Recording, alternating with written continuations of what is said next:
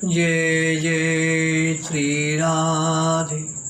भक्ति भक्ति भगवंत गुरु चतुर्नाम बपुए, इनके पद बंधन किए नाचे विघ्न।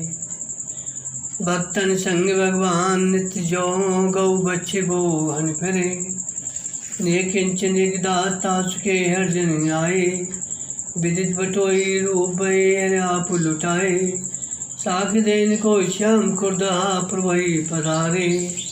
रामदास के सदन राय रण छोड़ सिधारे, आयुध छतन अनुज्ञे बल बंधन अपु धरे।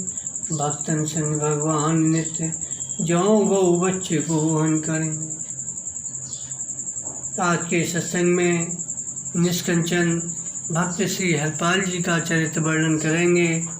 प्रियादास जी कहते हैं, भक्तन के संग भगवान ऐसे फिरो करें, जैसे बच्चे संग फिरे नेहवती गाय हैं। हरपाल नाम विप्रधाम में जन्म लियो, कियो अनुराग साधु दई श्री लुटाई है। केत खजाने बाजार के करज खुआए, गरज न सरे कियो चोरी को पाए है। विमुख को न लेते हरदास को न दुख दे, आए संत द्वार दिया संग बतराई है। अपने प्यारे भक्त के साथ साथ भगवान इसी प्रकार से घूमा करते हैं, जैसे बछड़े के साथ स्नेह भरी गाय। श्री हरपाल नामक एक भक्त थे। उनका जन्म ब्राह्मण वंश में हुआ। आप साधुओं से बड़ा प्रेम करते थे। आपने अपनी सारी संपत्ति उनकी सेवा में लुटा दी। जब घर में कुछ भी नहीं रहा, तब बाजार से कर्ज ले लेकर कई हजार रुपए साधुओं को खिला दिए, परंतु साधु सेवा बंद नहीं की। जब कर्ज नहीं मिलने लगा, तब साधु सेवा न चलती देखकर चोरी का सहारा लिया। पर चोरी करते समय यह ध्यान में रखते कि भगवान से विमुख धनिकों का धन ही लें। भगवान के भक्तों को आप कष्ट नहीं देते थे। एक दिन द्वार पर एक बड़ी सी संत मंडली पहुंची। अब संतों का सत्कार कैसे करें, अपनी स्त्री से यही बातचीत करने लगे। इन्होंने पत्नी से कहा, देवी आज हमारे बड़े भाग्य हैं, जो संत घर पर आए हैं, तुम इनके भोजन का कुछ उपाय करो। पत्नी ने कहा, देव घर में एक दाना भी नहीं है, मैं क्या इंतजाम करूं। हरपाल बोले, तो पास पड़ोस से ही मांग लाओ। पत्नी बोली, कोई कुछ भी नहीं देता, मुझे देखते ही लोग द्वार बंद कर लेते हैं, बिना कहे लोग समझ जाते हैं कुछ मांगने आ रही है। देने पर पुनः मिलने की संभावना तो है नहीं, अतः कोई सूधे मुँह बात भी नहीं करता। अतः अब तो एकमात्र भगवान का ही सहारा है। मैं तो यही कहता हूँ, अब हम दोनों भगवान का ही स्मरण करें। फिर तो भक्त दंपति दीन होकर मन ही मन भगवान की शरण गए। निष्किंचन भक्त श्री हरपाल जी को चिंतित जानकर द्वारका में श्री रुक्मिणी जी के महल में विराजमान भगवान श्री कृष्ण सोच में पड़ गए। उनकी साधु सेवा की निष्ठा ने भगवान का मन हर लिया था। अतः भगवान ने मूल्यवान वस्त्र आभूषण धारण करके सेठ जी का रूप बनाया और चलने लगे। श्री रुक्मिणी जी की समझ में नहीं आ रहा था प्रभु कौन सी लीला करने जा रहे हैं। अतः पूछ बैठी, प्रभु कहाँ जा रहे हो। द्वारकानाथ भगवान ने कहा, चल तो रहा हूँ एक भक्त के घर, परंतु आपने टोक टाक कर दी, अब तो कुशल नहीं दिखती। यात्रा में कहाँ जा रहे हो ऐसा नहीं कहना चाहिए। ठाकुर जी ने पहले ही संकेत कर दिया, जिसमें लुट जाने पर रुक्मिणी जी उलाहना न दें। प्रभु बोले, हमारा एक प्रेमी भक्त है, उसी के पास जा रहा हूँ।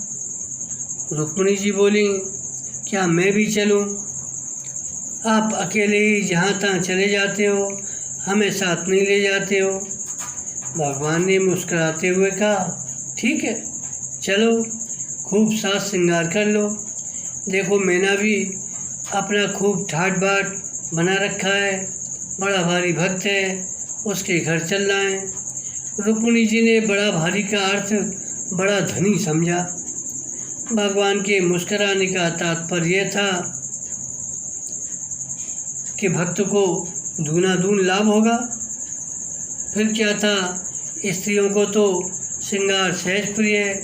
आज्ञा मिलने पर रुक्मिणी जी ने नख से सिक तक मणि रत्नों के आभूषणों से लद गईं।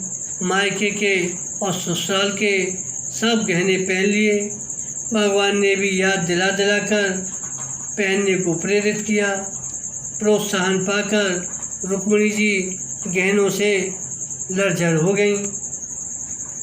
अब तो दोनों सेठ सेठानी का रूप बनाकर श्री हरपाल भक्त के द्वार पर आए और पूछने लगे, हरपाल जी से पूछने लगे, अजी मैं अमुक गांव को जा रहा हूँ। मार्ग में अकेले जाने पर अनेक संकट हैं। यदि हमें कोई पहुँचा दे तो हम उसे मजदूरी के रुपए देंगे। भक्त ने कहा, मेहमान लोग द्वार पर पड़े हैं, मजदूरी के रुपए पहले दे दो। सेठ ने रुपए दे दिए। उन रुपयों को आपने अपनी स्त्री को देकर कहा कि इन रुपयों से संतों का बाल भोग कराओ, मैं इन्हें पहुंचाकर अभी आता हूँ। जंगल में जाकर उसके पास बहुत सा धन देखकर हरपाल जी मन ही मन अप्रसन्न हुए। इनके शरीर में मानो प्राणों का संचार हो गया हो। जंगल में पहुंचने पर हरपाल जी ने परखना आरंभ कर दिया। शेर जी भगवत भक्त तो है नहीं, देखे तो वैष्णव चिन्ह, कंठी, माला, तिलक कुछ भी नहीं है, कोई आचार विचार भी नहीं है। लक्षण का करते, न तो हाथ धोते हैं, न पाम धोते हैं, न कुल्ला करते हैं। ऐसे लगता है पूरे जैनी बने हुए थे। इस पर यदि कहा जाए, इस तरह का आचरण क्यों कर रहे थे? अब ठाकुर जी की इच्छा, ठाकुर जी महारानी रुक्मिणी जी से बात भी करते तो पूरी दुनियादारी की, बही खाता, रोज नामचा, रोकड़, जमा खर्च, घाटा, मुनाफा, यही चर्चा कर रहे थे।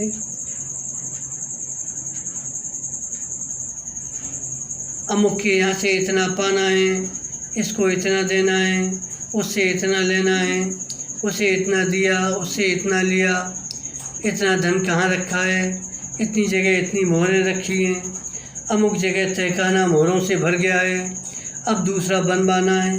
इस तरह के जो है भगवान रुक्मिणी जी को सुना रहे थे। बीच बीच में हीरे जवाहरातों से जड़े आभूषण झोले में से निकाल कर दिखाते, उसकी कीमत बताते, ये लाख के हैं, ये करोड़ के हैं। रुक्मिणी जी सुनती जाती, हूँ हूँ करती जाती। उनकी समझ में नहीं आ रहा था आज प्रभु कौन सी लीला करने जा रहे हैं। अब तो हरपाल जी ने ध्यान से देख लिया कि इनमें वैष्णवता का बिल्कुल आचार नहीं है, और सोचा यदि मैं ये सब धन छीन भी लूँ तो इन्हें कोई विशेष हानि नहीं होगी, इनके पास तो अपार धन है। जब यहाँ इतना लाए हैं तो घर पे कितना होगा। ऐसा मन में विचार कर श्री हरपाल जी दोनों से बोले, तुम्हारे पास जितना सामान है सब साधु सेवा के निमित्त न्यौछावर करके अपने शरीर से उतार डालो, और गरज कर उनके ऊपर भाला रख दिया। अब तो सेठ सेठानी घबरा गए, बोले जो कुछ भी हो तुम उसे धर दो, नहीं तो मारे जाओगे। तुम लोगों को मालूम नहीं है मेरा नाम हरपाल है। भगवान ने कांपते हुए जल्दी जल्दी सब आभूषण उतार दिए। वे तो इसलिए आए ही थे और रुक्मिणी जी से बोले, देर मत करो नहीं तो विपत्ति में पड़ जाओगी। धर देने में ही कुशल दिखती है। रुक्मिणी जी भगवान का मुंह देख रही थी। देखो सर्वसमर्थ होकर भी ये क्या कह रहे हैं, इतना डर क्यों रहे हैं, जबकि इनसे काल भी डरता है। आखिर कोई उपाय क्यों नहीं करते। आज अच्छा धोखा हो गया।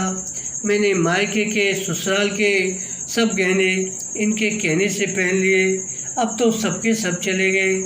इधर भगवान हिल रहे थे और बार बार शीघ्र उतारने के लिए कह रहे थे, रुक्मिणी जी सब उतार दो नहीं तो हम विपत्ति में पड़ जाएंगे। तब रुक्मिणी जी ने अपने सब गहने उतार दिए। एक छल्ला रह गया था, वह जल्दी में उंगली से नहीं निकल रहा था। तब उन्होंने विचार किया, जाने दो, इसे नहीं उतारूंगी तो क्या हो जाएगा, और तो सब दे दिया। परंतु हरपाल जी ने उंगली मरोड़कर उसे निकालने लगे। तब वह बोली, अरे तू तो बड़ा ही कठोर है, मेरी उंगली टूट जाएगी, इस छल्ले को छोड़ दे। अब तो हरपाल भक्ति जी बोले, छोड़ कैसे दूँ, इससे तो कई संतों का भोजन होगा, इसलिए कार्य हमें अच्छा लग रहा है। और हरपाल जी ने बड़ी निश्चितता पूर्वक उंगली मरोड़कर वह छल्ला भी निकाल लिया। अब तो रुक्मिणी जी साथ देने के लिए तैयार हुई तो भगवान ने झट उनके कान में कहा, खबरदार कुछ मत कहना, यही वह मेरे भक्त हैं जिसके लिए हम आए हैं। रुक्मिणी जी हैरान थी। अब तो हरपाल जी की इस साधु सेवा निष्ठा को सुनकर भगवान ने सेठ रूप को त्याग दिया और श्याम सुंदर अनूप रूप धारण करके अपने भक्त को दर्शन दिया। बोले, मेरे प्यारे हो, भक्तों में श्रेष्ठ हो। ऐसा कहते हुए भगवान ने हरपाल जी को छाती से लगा दिया। जब श्री हरपाल को यह पता लगा सेठ सेठानी के रूप में तो मेरे परमाराध्य ही हैं, तब तो उनको बड़ा पश्चाताप हुआ। वह बारंबार चरणों में पड़कर क्षमा मांगे और सब धन वापस करने लगे। तब भगवान ने कहा, नहीं भैया, मैं तो इसलिए ही लाया था, तुम सोच मत करो, ले जाओ, खूब संत सेवा करो, मैं तुम्हारी संत सेवा से अत्यंत संतुष्ट हूँ। श्री हरपाल ने कहा, प्रभु, यदि इन संतों को इस बात का पता लग जाएगा तो वे इसे स्वीकार नहीं करेंगे, हमसे रुष्ट भी हो जाएंगे कि इसने हमारे भगवान को कष्ट दिया है, लूटा है। भगवान ने कहा, डरो मत, मैं किसी से नहीं कहूँगा। इस प्रकार मधुर वार्तालाप के अनंतर जब भगवान ने इन्हें दर्शन देकर जाने को तैयार हुए तो हरपाल जी ने प्रार्थना की, प्रभु, आप कहते हैं मैंने तुम्हारी साधु सेवा से संतुष्ट होकर प्रकट होकर दर्शन दिया, तो ये सेवा तो मैंने अपनी पत्नी की प्रेरणा से सीखी है, अतः आप उसको भी कृपा करके दर्शन दें। भगवान तैयार हो गए। तब हरपाल जी युगल सरकार को कंधे पर बैठाकर घर लाए। सिंहासन पर पधराकर खूब पूजा आरती हुई। तत्पश्चात संतों का बृहद भंडारा हुआ। श्री रुक्मिणी जी और श्री हरपाल जी की पत्नी ने भोजन बनाया। भक्त तथा भगवान ने परोसकर संतों को पवाया। सभी लोग परम कृतार्थ हो गए। श्री भगवान ने श्री हरपाल जी को अपने श्रीमुख से भक्त भूप कहा।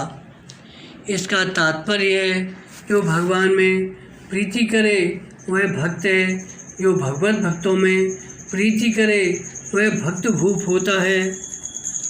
ऐसा ही एक चरित्र श्री रघुराज सिंह जी ने श्री राम रसकावली में लिखा है।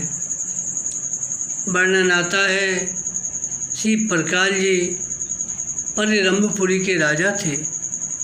धर्मपूर्वक प्रजा का पालन करते रंभपुरी के समीप ही नागपुर नाम का नगर था। वहाँ एक वैद्य जी बड़े साधु स्वभाव के सज्जन पुरुष थे। वे नित्य नियम के अनुसार एक दिन नगर के बाहर के तालाब पर स्नान करने गए तो वहाँ उन्होंने एक नवजात बालिका देखी। यह एक अप्सरा की कन्या थी, एक ऋषि के वीर्य से उत्पन्न हुई थी। अप्सरा ऋषि को तप से खंडित करके तप को छुड़ाने आई थी। वैद्य जी के कोई संतान नहीं थी, अतः उस बालिका को घर उठा लाए और अपनी पत्नी की गोद में डाल दिए। वैद्य दंपति उसका पुत्री के समान लालन पालन करने लगे। धीरे धीरे बढ़कर उस बालिका ने युवावस्था में प्रवेश किया। उससे रूप, गुण, शील आदि की प्रशंसा सुनकर राजा परकाल ने वैद्य जी को बुलाकर उससे विवाह का प्रस्ताव किया। वैद्य जी ने कहा कि कन्या की यह प्रतिज्ञा है, जो वैष्णव होगा शंख चक्र अंकित होगा तथा 1,000 साधुओं को नित्य भोजन कराएगा, मैं उसके साथ विवाह करूँगी। राजा परकाल ने तत्काल शंख चक्र छाप लगाकर 1,000 साधु भोजन की प्रतिज्ञा की। वैद्य जी ने अग्नि को साक्षी देकर कन्या ब्याह दी। राजा परकाल के यहाँ खूब साधु ब्राह्मणों की सेवा होने लगी। यह सुनकर वहाँ का बड़ा राजा, जिसके अधीन परकाल का राज्य था, धन के लोभ से उसने इनके ऊपर आक्रमण कर दिया। उस समय साक्षात भगवान श्री राम ने धनुष बाण धारण करके परकाल जी की ओर से युद्ध किया। विजय श्री परकाल जी की हुई। जब परकाल जी को इस रहस्य का ज्ञान हुआ तो उनको संसार से बड़ा भारी वैराग्य एवं प्रभु के चरणों में अनुराग हुआ। वे अपना सर्वस्व साधु ब्राह्मणों को लुटाकर पत्नी सहित वन में जाकर रहने लगे।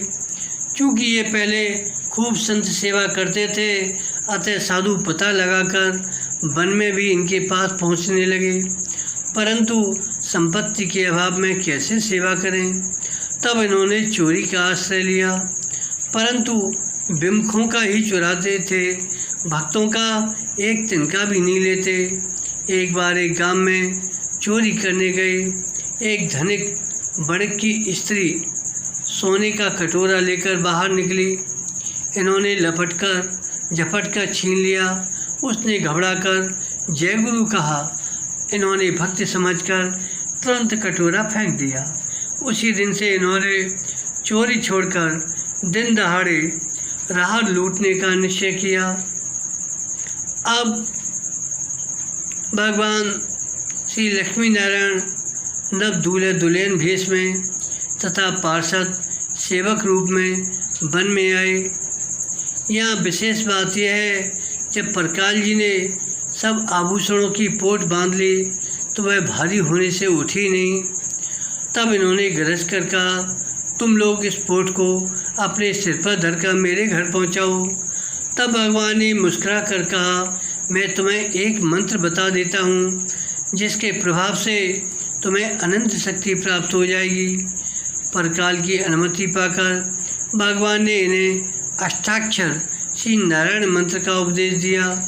कृपा करके साक्षात प्रकट होकर दर्शन दिया। प्रभु को पहचान कर श्री परकाल जी बार बार चरणों में पड़कर अपराध के लिए क्षमा याचना किए। भगवान इनको समझा बुझाकर भक्ति का वरदान देकर अंतर्ध्यान हो गए। एक बार इनको भूखा जानकर श्री नृसिंह भगवान ने ब्राह्मण का रूप धरकर भोजन करवाया। अंत में दर्शन भी दिया। जो धन इन्होंने भगवान से छीना था, उससे श्री रंगनाथ जी का मंदिर बनवाया। कुछ महान भावों के मत से श्री परकाल जी और हरपाल जी एक ही भक्त हैं, क्योंकि दोनों के चरित्र बहुत मिलते जुलते हैं। परंतु श्री रघुराज सिंह जी की रसकावली में दो भक्त अलग अलग मानकर अलग अलग चरित्र लिखे गए हैं। अतः यहाँ भी दोनों के, परकाल भक्त के और हरपाल जी सिंह का भक्त, दोनों का चरित्र अलग अलग वर्णन किया गया। बोलो हरपाल भक्त की जय, श्री परकाल जी भक्त की जय, संत भगवंत की जय। बोलो जय श्री राधे, जय जय